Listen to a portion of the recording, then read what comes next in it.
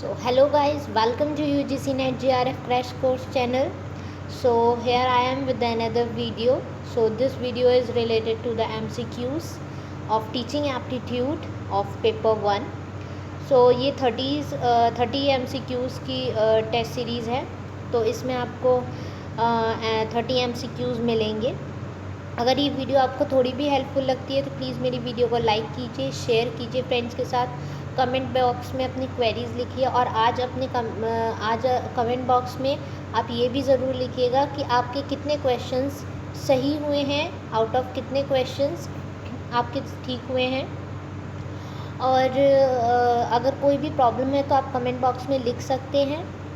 और मेरी एक और वीडियो इससे पहले आ चुकी है, आप उसे भी जाके देख सकते हैं. उसमें different methods of the teaching है और ऑनलाइन वर्सेस ऑफलाइन मेथड भी है. और इससे पहले भी मैंने वीडियोस बनाई हैं उनके basics of teaching aptitude, characteristics of teaching aptitude.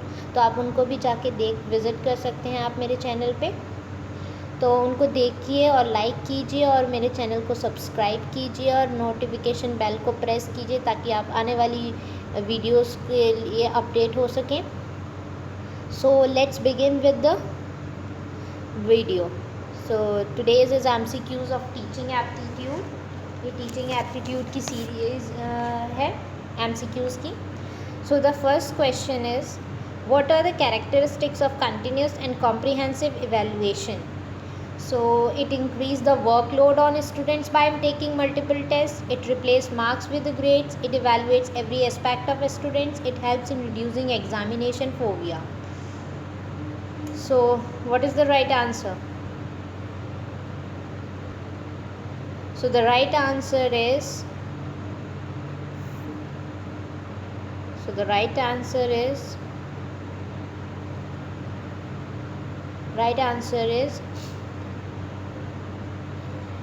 it increased the workload on a student by taking multiple tasks. क्या ये multiple task ये workload बढ़ाता है? No. It replace marks with the grades. ये marks की जगह grades को replace करता है? Yes. It evaluates every aspect of students. ये है हर एक aspect को evaluate करता है? True. It helps in reducing examination phobia को ये कम करता है? Right. So the correct answer is B, C and D. So the 4 is the correct answer. The next question. Which of the following attributes denote great strength of teacher? कौन सा attribute denote करता है great strength of teacher? Full time active involvement in institutional management में full time उसका active involvement होना, example set करना, willingness to put assumption to the test, उसकी willingness हो, एक्नॉलेजिंग मिस्टेक्स को एक्नॉलेज करे. सो what is the correct answer? So full time active involvement in institutional management ये ज़रूरी नहीं है. एग्जाम्पल सेट करें. सो this is correct.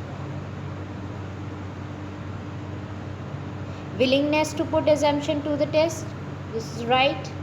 Acknowledging mistakes, this is right. So the correct answer is B, C and D. The next question is which one of the following statement is correct in the context of multiple choice type question के related कौन सा correct है? तो they are more objective than true false type question. ये more objective, ये ज़्यादा objective होता है ट्रू फॉल्स टाइप क्वेश्चन से, लेस ऑब्जेक्टिव होता है, मोर सब्जेक्टिव होता है than the short answer type question से, या मोर सब्जेक्टिव होता है ट्रू फॉल्स टाइप क्वेश्चन से. तो the correct answer is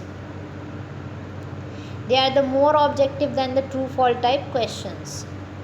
so the next 4th, what are required for good teaching. Good teaching के लिए क्या रिक्वायर्ड है? Diagnosis, remedy, direction and feedback. तो अकॉर्डिंग टू मी ये सारी ही चीज़ें हैं जो एक गुड टीचिंग के लिए ज़रूरी हैं डायग्नोसिस, हम डायग्नोसिस करते रहें कि क्या प्रॉब्लम है, रेमेडी दें, उसकी डायरेक्शन प्रोवाइड करें, फीडबैक भी लें, साथ ही साथ हमने कितना अच्छा लर्न कराया है। तो तो what is the right answer? A, B, C and D. तो right answer is 1. The main objective of student evaluation of teachers are to gather information about student weakness, to make teachers take teaching seriously, to help teachers adopt innovative methods of teaching, to identify the areas of further improvement in teacher traits. So what is the correct answer?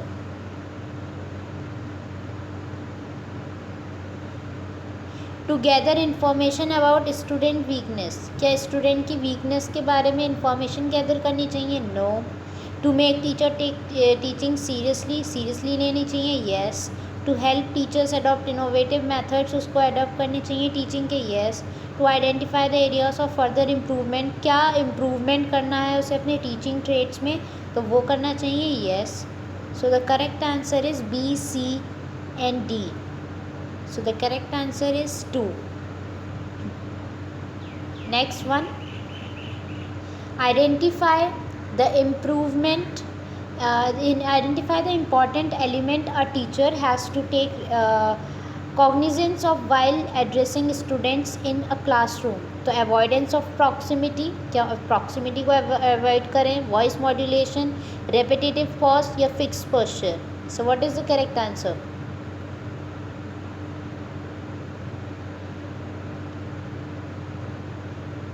So the correct answer is voice modulation. Voice modulation पे हमें ज़्यादा ध्यान देना चाहिए.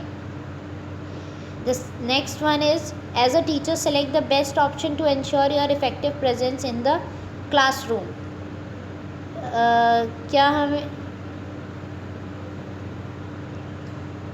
क्या peer use of peer command, making aggressive statement, क्या aggressive statement देना चाहिए?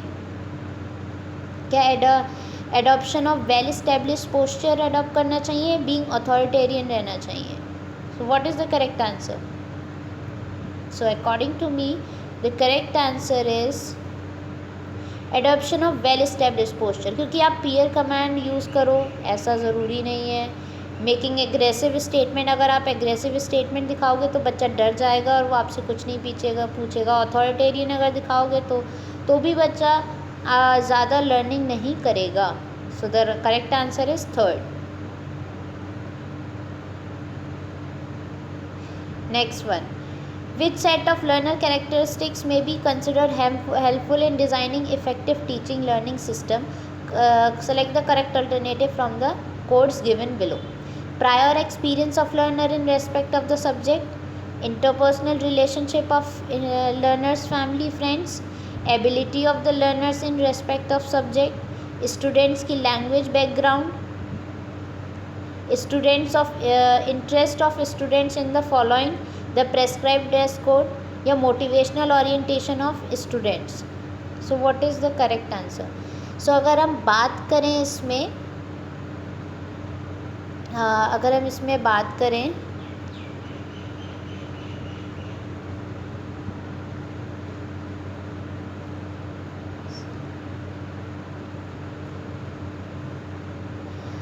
प्रायर एक्सपीरियंस देखना चाहिए उसका, उसे कितना लर्न है, उसका interpersonal relationship of learner family, ये तो नहीं देखते हैं कि फैमिली और फ्रेंड से क्या रिलेशन है उसका.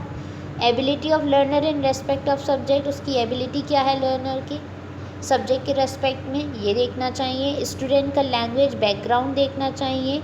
इंटरेस्ट क्या है स्टूडेंट्स का फॉलोइंग प्रेस्क्राइब ड्रेस कोड में, तो ये नहीं देखते हैं हम. मोटिवेशनल ओरिएंटेशन ऑफ स्टूडेंट्स देखते हैं. तो the correct answer is 1st, 3rd, 4th and 6th. So the correct answer is 2nd.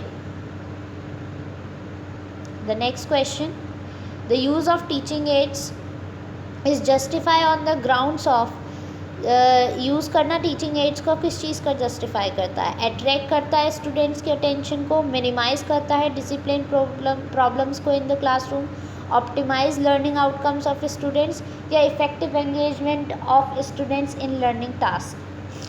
So what is the correct answer? The correct answer is optimising learning outcomes of students, क्योंकि वो यही teaching ads का use इसलिए किया जाता है ताकि ज़्यादा से ज़्यादा ऑप्टिमाइजिंग लर्निंग आउटकम्स हों स्टूडेंट्स के, मतलब ज़्यादा से ज़्यादा अच्छी लर्निंग हो उनकी.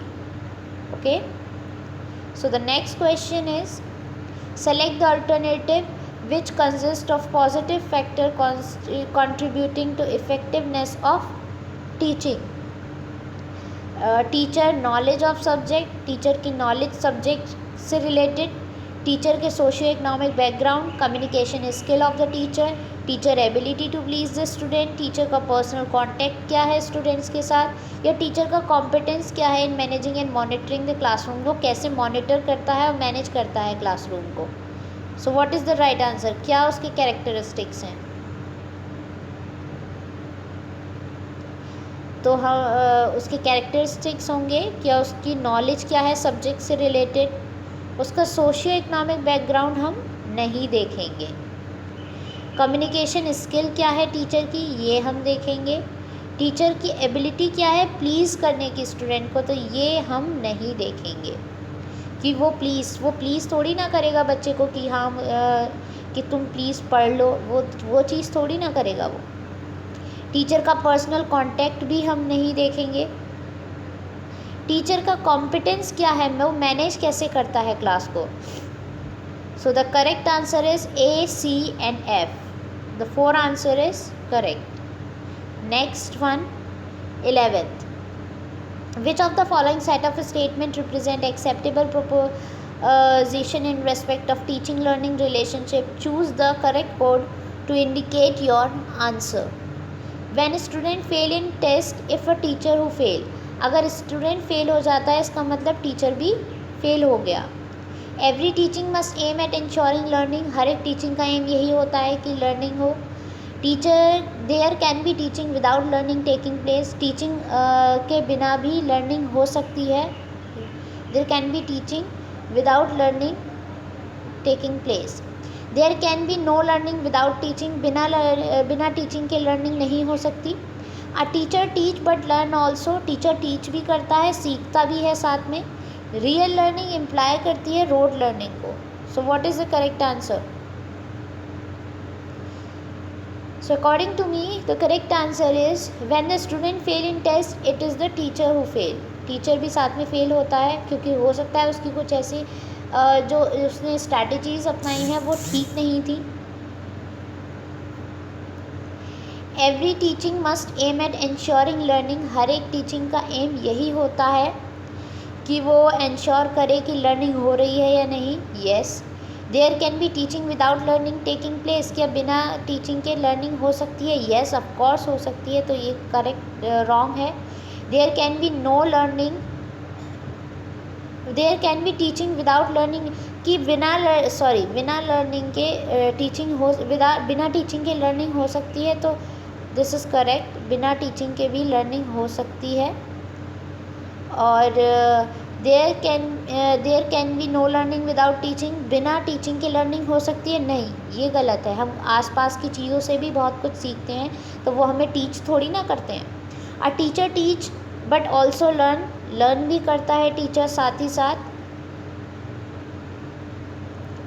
सो this is the correct answer. First, second, third and fifth. तो the correct answer is second. So next move to the next question. Effectiveness of teaching has to be judged in the term of किस term में जज करते हैं. तो course coverage, students interest, learning outcomes of students, use of teaching ads in the classroom. So the correct answer is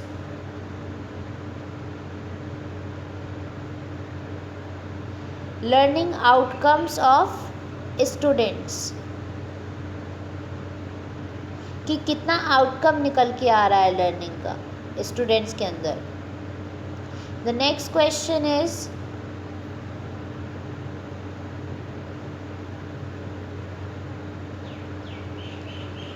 in which teaching method learner participate करता है ज़्यादा से ज़्यादा एक्टिव वे में.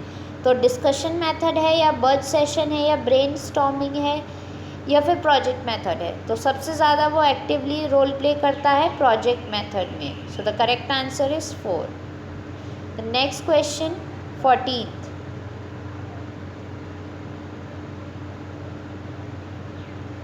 So one of the most powerful factor affecting teaching effectiveness is related to the social system of the country, the economic status of society, या prevailing political system या educational system. What is the correct answer? क्या चीज़ ज़्यादा effect करती है teaching को? तो obvious सी बात है,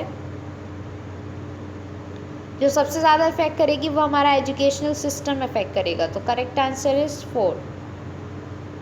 सो next one is assertion and reason दिया हुआ है, हमें करेक्ट आंसर बताना है. Formative evaluation tends to accelerate the pace of learning as against, reason हमारा है as against summative evaluation. Formative evaluation is highly reliable है. तो अगर हम बात करें तो ये तो करेक्ट बात है कि formative evaluation tends to accelerate the pace of learning, लेकिन समेटिव इवेल्युएशन के अगेंस्ट फॉर्मेटिव इवेल्युएशन ज़्यादा रिलायबल है, तो ऐसा नहीं है. समेटिव इवेल्युएशन ज़्यादा रिलायबल है as against to formative evaluation. So the correct answer is A is true but R is false. Third answer is correct. 16th. The 16th one. Which of the following set of statement best represent the nature and objective of teaching and learning? Teaching is like selling and learning is like buying. Teaching is a social act while learning is a personal act. Teaching imply करता है learning, whereas learning does not imply teaching. Teaching is a kind of delivery of knowledge while learning is like receiving it. There is an interaction and is strategic in nature, whereas learning is an active engagement in subject domain. तो अगर हम इसकी बात करें तो हमारा ये answer है द फर्स्ट वन. क्या अगर हम बात करें, टीचिंग क्या है? एक सोशल एक्ट है, while learning is a personal act. तो ये हमारा करेक्ट आंसर है. टीचिंग इम्प्लाई करता है लर्निंग को, whereas learning does not imply teaching. तो this is also correct. Teaching is a kind of delivery of knowledge while learning is like receiving it. तो ये नहीं है. Teaching is an interaction and is triadic in nature. ये triadic in nature कैसे है? क्योंकि इसमें 3 चीज़ें इन्वॉल्व होती हैं. First is a learner, the second one is a teacher and the third one is the curriculum. So the correct answer is A, B, C and E. 2 is the correct answer. The next one, from the list given below, identify the learner characteristics which would be facilitate teaching learning system to become effective. Choose the correct code to indicate your answer. क्या prior experience है learner का family lineage क्या है, aptitude क्या है learner का stage of development, learner के food habits क्या हैं, या लर्नर का रिलीजियस एफिलिएशन क्या है. तो इसका करेक्ट आंसर क्या होगा? देखिए, इसका करेक्ट आंसर होगा प्रायर एक्सपीरियंस. देखेंगे हम उसका, लर्नर का फैमिली लाइनेज देखेंगे नहीं, एप्टीट्यूड देखेंगे उसका, और लर्नर का स्टेज ऑफ डेवलपमेंट देखेंगे. हम उसके फूड हैबिट्स नहीं देखेंगे, हम उसका रिलीजियस एफिलिएशन नहीं देखेंगे. सो the correct answer is A, C and D. First one is the correct answer. Next one, 18th. All teaching implies learning. सारी टीचिंग इम्प्लाई करती हैं लर्निंग को. Learning to be useful must be drive from teaching. Learning तभी useful है जब वो drive हो teaching से. क्या ऐसा है? देखिए, ये चीज़ तो सही है कि सारी टीचिंग इम्प्लाई करती है लर्निंग. सारी टीचिंग का मकसद यही होता है कि लर्निंग हो, लेकिन लर्निंग तभी यूज़फुल है कि जब वो टीचिंग से ड्राइव हो. तो ऐसा नहीं है. आप कहीं बाहर से भी कुछ सीखते हैं तो वो भी हमारे लिए लर्निंग ही होती है. तो ये this one is wrong. So A is true but R is false. The third one is the correct. Next, on the basis of summative test, a teacher is interpreting his or student performance in terms of their wellness lifestyle evident in behavior. This will be called, हम इसे क्या कहेंगे? This will be called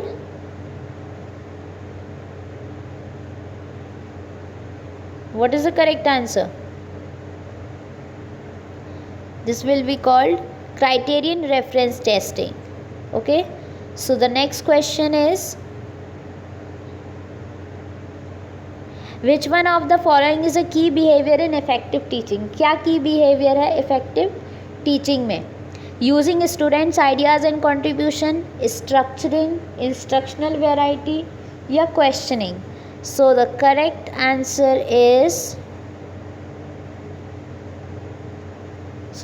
answer is instructional variety. Which of the following set of statements best describe करता है nature and objective of teaching को? Indicate your answer. Teaching and learning are integrally related है. There is no difference between teaching and training में कोई difference नहीं है. Concern of all teaching is to ensure some kind of transformation in students. सारी good teaching formal होती है nature में. A teacher is a senior person होता है. टीचिंग एक सोशल एक्ट है जहाँ की लर्निंग एक पर्सनल एक्ट है. So what is the correct answer?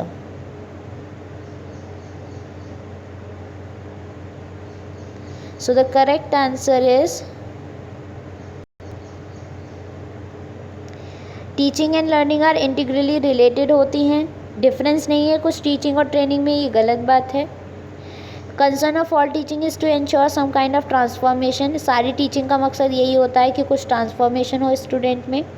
सारी गुड टीचिंग फॉर्मल होती है नेचर में. No. A teacher is a senior person. Junior person भी टीचर हो सकता है अगर उसके पास नॉलेज है तो. टीचिंग एक सोशल एक्ट है जबकि लर्निंग एक पर्सनल एक्ट है. तो A, C and F is the correct answer. So what is the correct answer? Third is the correct answer. Next one is 22. Which of the following learner characteristics is highly related to effectiveness of teaching? Prior experience क्या है learner का, या educational status क्या है learner का, parents of the learner का, या peer groups क्या है लर्नर का, या family size from which learner जहाँ से आता है उस फैमिली का साइज़ क्या है? तो ये तो बिल्कुल मैटर नहीं करता.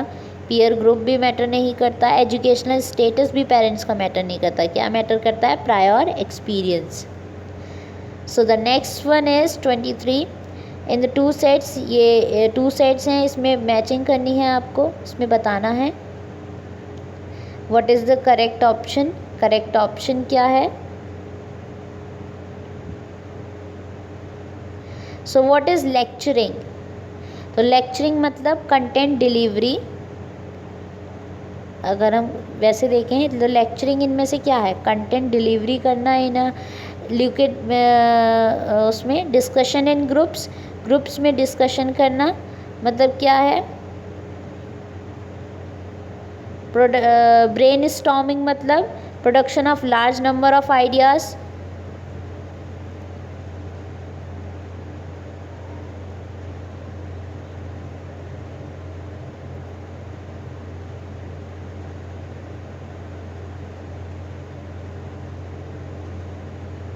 थर्ड, फिफ्थ,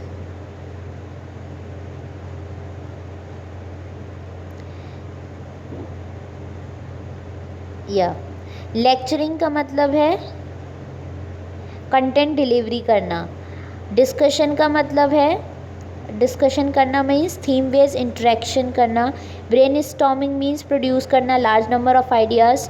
और programme instruction means small step presentation with the feedback provided. So what is the correct answer? The correct answer is 3. The next one is 24. From the list of evaluation procedures given below, identify those which can be called formative evaluation. किसे कहेंगे हम? Teacher award कर रहा है grade to students after having transacted the course work. During the interaction with the student in the classroom the teacher provide corrective feedback. The teacher give marks to the students on a unit test. The teacher clarify कर रहा है doubts को student के in the class itself. The overall performance क्या है students की is reported to parents at every 3 months interval में. या the learner motivation is raise by the teacher through a question answer question answer session में. So what is the correct answer? So the correct answer is, a teacher award grades to the students after having transacted the coursework. No. During interaction with the students in the classroom, teacher provide करता है corrective feedback. Yes. The teacher give marks to students on a unit test. No. Next one is,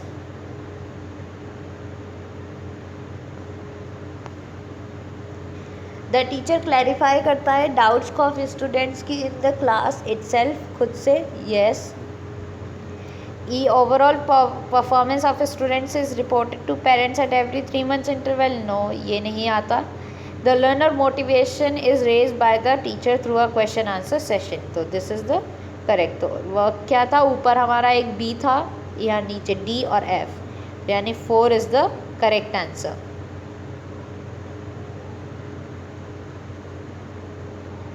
The next one is the all teaching should aim at ensuring learning. हर एक teaching का मतलब मकसद यही होता है कि लर्निंग हो, और सारी लर्निंग का रिजल्ट टीचिंग से ही होता है. सारी लर्निंग क्या टीचिंग से ही होती है? ऐसा तो बिल्कुल नहीं है. तो first one is assertion is correct and reason is false. So the A is true and R is false. So the next question is 26. The most important task is teaching is making a monthly report or maintaining records, या making assignments and hearing rotation, या directing students in the development of experience, या फिर none of these. So the correct answer is directing students को direct करना in the development experience में. Next question, 27th question. The most accurate statement about teaching machine is that. Teaching machines के बारे में क्या accurate statement है? BF Skinner ने दिया था, begin the movement for their use. So they were designed as an economic measure to replace teacher.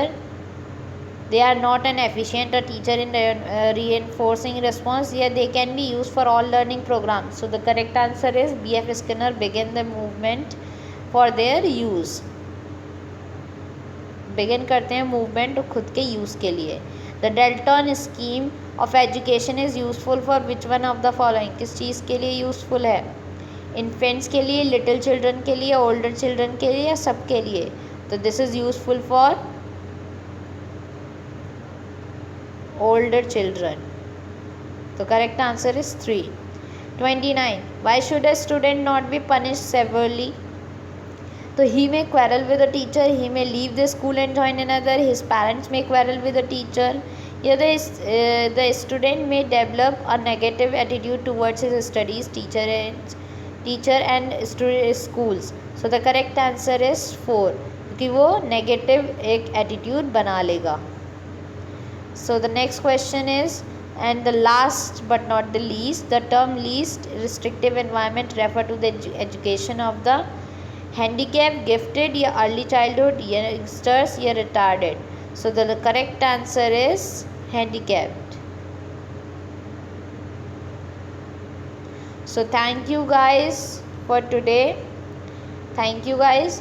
And please ये video अगर आपके लिए है थोड़ी भी हेल्पफुल होती है, आपको हेल्प करती है आपके वैल्यूएशन करने में, आपको पता करने में कि आपने कितना लर्न किया है, कितनी आपकी तैयारी अच्छी है, तो प्लीज़ इस वीडियो को लाइक कीजिए, शेयर कीजिए, मेरे चैनल को सब्सक्राइब कीजिए ऐसी नई नई वीडियो के लिए, and press the bell icon to get more notifications, and please like and share with your friends.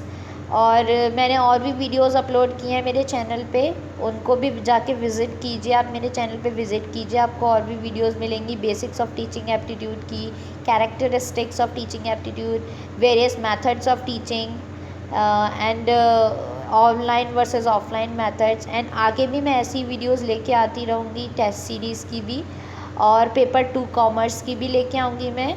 So please like, share and subscribe. So आज के लिए बस इतना ही. Thank you. और आप मेरे जो मैंने वीडियोस बनाई हैं आप उनसे नोट्स भी प्रिपेयर कर सकते हैं। जो मैंने पहले वीडियोस बनाई हैं वो बहुत हेल्पफुल रहेंगी आप लोगों के लिए। बहुत ही सिंपल लैंग्वेज में उसमें बहुत ही सब कुछ बहुत अच्छे से समझाया हुआ है मैंने। तो प्लीज़ उन्हें विज़िट कीजिए, अपने नोट्स प्रिपेयर कीजिए और अच्छे से पढ़ाई कीजिए। Thank you.